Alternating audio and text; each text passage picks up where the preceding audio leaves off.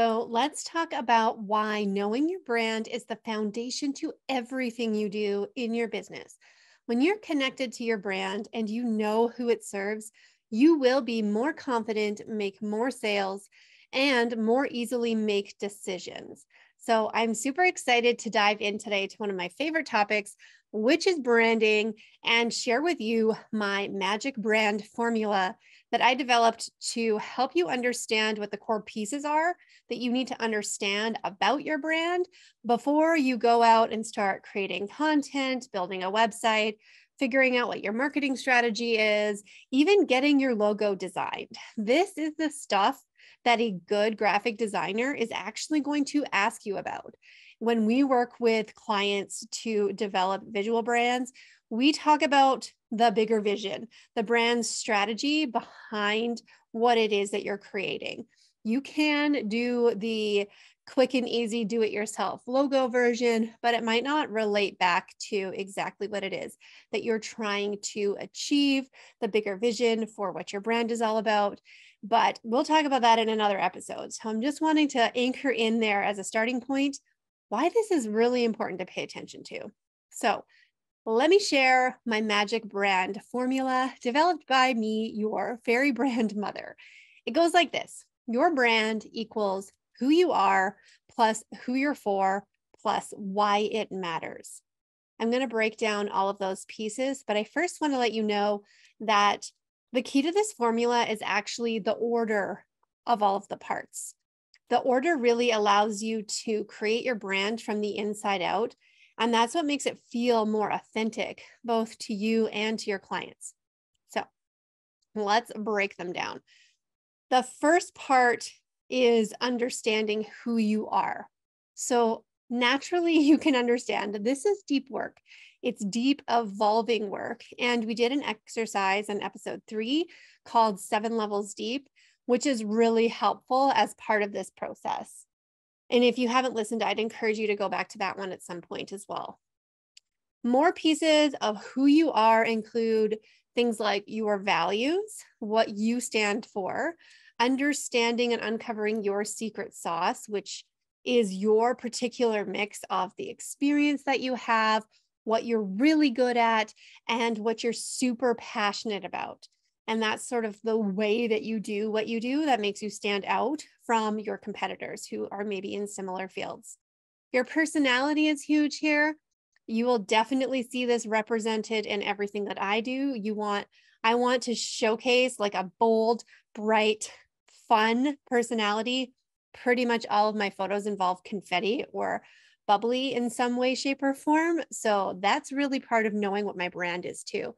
And then the other piece of the who you are is understanding your story. So the number one thing I want you to remember here is that you are the only you. You are 100% unique from your DNA to what you went through in your life, to where you were raised, to what your career path was, how you ended up on this entrepreneurial journey, all of those things. So part number 2 of the magic brand formula is who you are for. I have always loved this quote from Marie Forleo. She says, "You can't reach everyone, you can't please everyone, and you're not compatible with everyone." Ooh, isn't that so true? You are not for everybody. And it is important to recognize that even as people pleasers, like we tend to be, especially as women and as moms who are used to sort of putting ourselves last when it comes to everything, when it comes to your business, knowing that you're not going to be for everyone is really important. So that helps you to really dig into who you in fact are for. I want to share one other great resource on this topic, and that's Simon Sinek. And he said something to the effect of that you don't want to do business with people who want what you have, but you want to do business with people who value what you value. So being able to pull back the layers and understand that makes it so much easier. Even think about just a friendship relationship. You're immediately going to get along better with somebody who shares the same values as you. And that definitely applies to understanding your ideal clients when it comes to your business. So I have to share a story here. about my own personal fears. And what I hear a lot when I'm working with clients through this ideal client process of figuring out who you are is that we're scared to niche down, right? Niche, wherever you're from. I'm Canadian, so I'm niche. Okay. So niching down seems scary because we think, well, that's going to, you know, eliminate my ability to help certain people. It's going to prevent my ability to make more money because I'm going to have a smaller pool of people. Or, I just want to be able to help everyone because everyone really could benefit from what it is that I do. And that's true, especially in the wellness field. If you're doing something with holistic wellness, say, even if you're a personal trainer or a nutrition coach or something like that, of course, everyone could benefit from what you're doing. However, not everyone is actually ready for what you do. Not everyone wants that. You can't make somebody want to change their health habits or their eating habits. They have to already want that. So understanding, where they are aligned there. The piece around narrowing your niche actually results in expanding your ability to get potential clients. And that's because you're going to start talking to them in a way that they really connect with, that they know that you understand them. They know that you have a similar story, that you're really for them. And that gives them the confidence to actually invest in whatever it is that you are offering to them.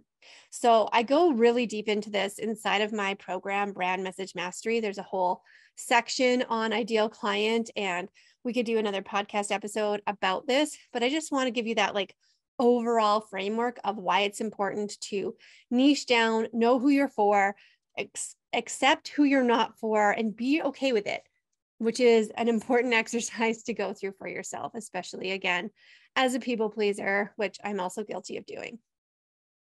So the third part of the Magic Brand Formula is why it matters. And this is really the messaging piece.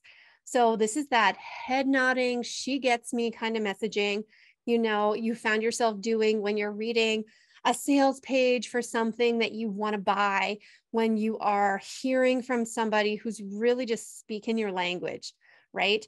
Often when your ideal client is a previous version of you, this just means thinking back to when you were in their shoes and painting the picture of how you moved from where they are to where you are now. And of course, how you can be the guide to show them how to do the same. So let's think about you as the personal trainer. What was your experience in getting into health and fitness? What were some of the objections that you had around whether or not you could actually, start adopting these habits? What kind of path did you take that you can share online as part of your content, as part of your sales copy that would help somebody see the journey and see themselves in your shoes as well? Part of understanding the why it matters is also to help you make offers that align with solving the main problem that your client has. So you want to make sure that you're actually creating, packages, service offerings, digital products, whatever it is that you do that address where your client is at, that address where your client wants to go. That's more about them and less about you, and being able to then communicate all of that in copywriting. So messaging, copywriting, this is the actual words that you put on the page, the message, the script that you say when you are talking on a podcast, when you're making a video, whatever it is. That's what you need to understand around the messaging piece. And it's super important to paint that picture of aspiration that they have, and then position yourself as the way for them to get it. So you know where they're at, you know where they want to go, you know how they can get there. Sign up here. That's what they want. So to recap the Magic Brand Formula, who you are plus who you're for plus why it matters equals your unique, beautiful, completely 100% you brand. Now, I want to put a caveat on this and help you notice that, of course, as humans, as business owners, as time goes by, we are constantly growing and evolving as people. So the same will go for your brand. And it's important that you look at it that way, because we can think about our brands with some vision of the future and know that it might shift, but there's a need to take stock too of where your brand is right now. Just put it out there and then let it grow. So instead of like worrying about where's it going to go, how am I going to, position it and thinking too far out into the future, that can get you stalled. Just think about a little bit of a vision and just allow it to go out and to grow up. It's okay. We expect things to change, and you should expect your brand to change too. I want you to know, in the first 5 years of my business, I rebranded 3 times, which might be a lot, but it's something that I absolutely love helping my clients with as well. So if you're interested in chatting about brand strategy, we do VIP days. Just send me an email or a DM on Instagram and I can let you know what that would look like. So I hope that you enjoyed this crash course in branding. It's one of my favorite topics, and I am sure that we are going to talk about it a lot on this podcast. Thank you for being here. I can't wait to chat again soon.